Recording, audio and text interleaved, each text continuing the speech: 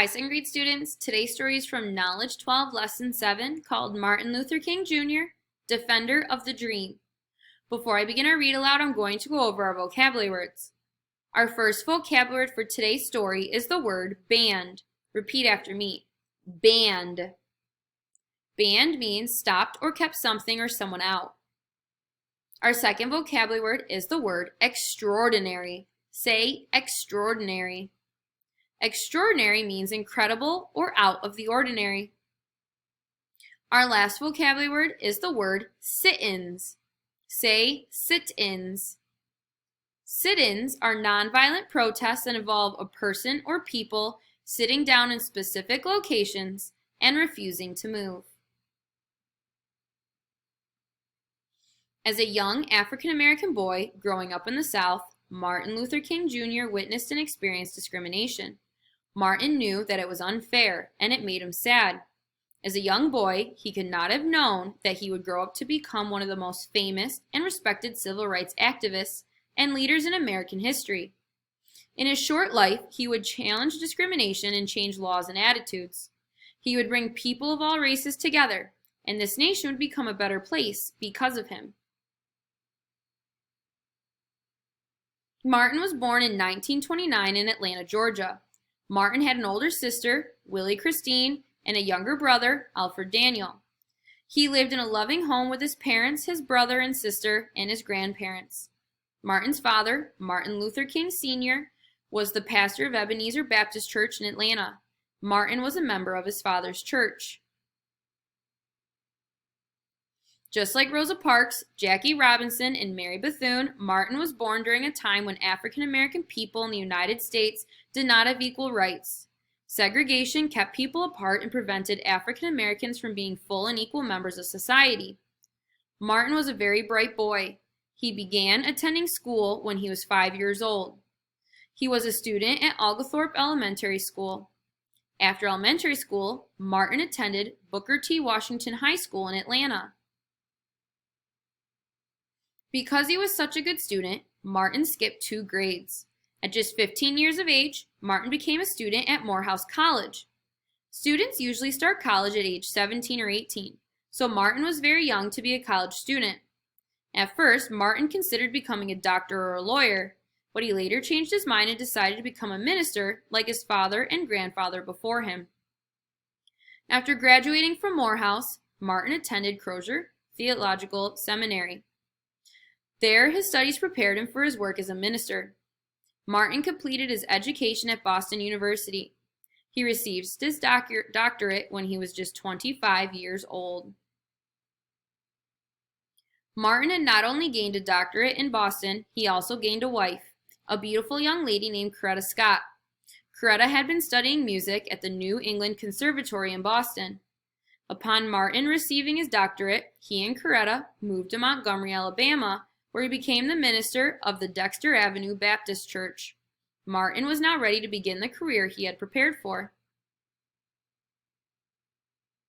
As a young teenager riding city buses in the South, Martin had experienced the same discrimination that Rosa Parks had experienced. African Americans had to sit at the back of the bus, and if the bus was full, the driver would ask a person of color to stand up so that a white person could sit down. Martin thought it was humiliating. And so, as well as being a pastor in Montgomery, Alabama, Martin decided that he would become a civil rights activist. When Rosa Parks challenged racial segregation in the Montgomery city bus system and a bus boycott began, Martin was asked to be the leader of this movement.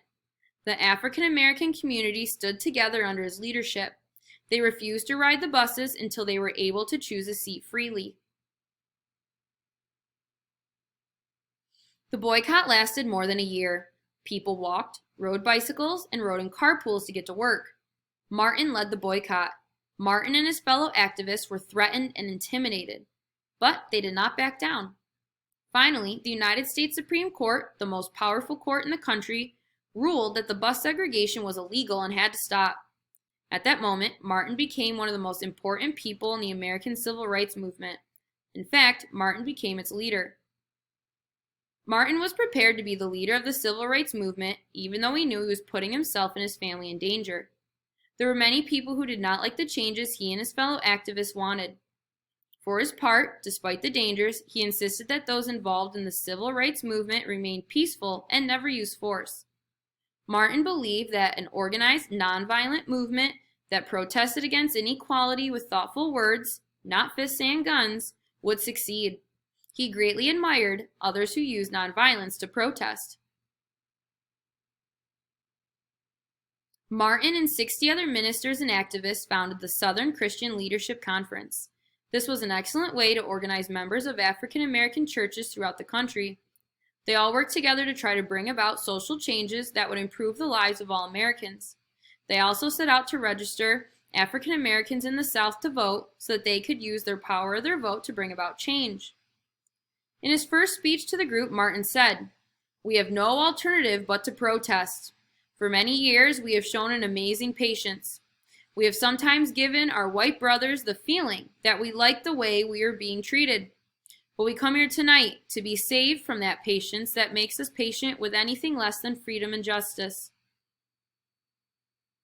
And so it began. African Americans living in southern states where segregation was legal began to protest. Young African American students began to hold sit-ins at lunch counters that would not serve them. Many people of different races supported the civil rights movement. People rode buses from state to state and protested in places that practiced segregation. Over and over again, they sat in at lunch counters, waiting rooms, and college campuses. Many people were arrested for taking part in these peaceful protests. Martin and his family moved to Atlanta, where he worked with his father at the Ebenezer Baptist Church. Both Martin's father and grandfather were ministers who had, during their lifetimes, worked for equal rights for African Americans. The civil rights movement kept going. Martin and others continued to demonstrate peacefully and to lead marches. During one demonstration in Birmingham, Alabama, Martin was sent to jail. There he wrote his famous Letter from Birmingham Jail. In this letter, he explained that it was his view that whereas just or fair, laws must be obeyed, unjust or unfair. Laws such as segregation laws must be ignored. The following year, Martin led a march on Washington, D.C. to pressure the government into changing segregation laws in southern states. More than 200,000 people walked from the Washington Monument to the Lincoln Memorial. There in front of the memorial, Martin delivered his famous "I Have a Dream" speech. He said that he hoped for a day when people would be judged not by the color of their skin, but by the content of their character. Later, Martin was given one of the highest awards anyone can achieve, the Nobel Peace Prize. With this award came $54,000 in prize money, which he donated to a number of civil rights groups. Martin often felt threatened. He often feared for his own safety and that of his family. In his lifetime, Martin was jailed 30 times. He was a peaceful warrior who fought with words. Sadly, in 1968, this courageous man was killed. This terrible tragedy happened in Memphis, Tennessee. Martin had gone to that city to support workers who were being treated unfairly. Martin seemed to have had a feeling that he would not live to see the changes he so wanted.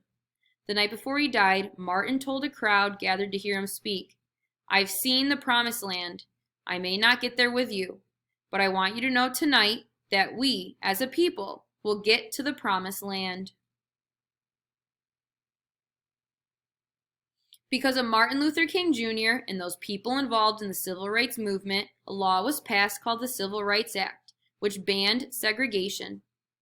This was followed by a law called the Voting Rights Act, which removed any restrictions on the right to vote for African Americans. Martin Luther King Jr. had led the way for a better, brighter future for all people. Almost 20 years after his death, the United States Congress decided the third Monday in January would become a federal holiday in Martin's honor.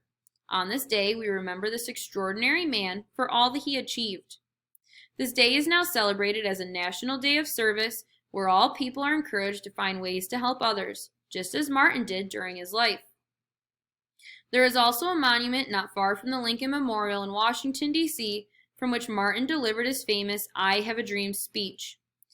It opened to the public in August of 2011. It is the first monument on the mall to honor an African American. The young boy who experienced discrimination grew up to be a national hero.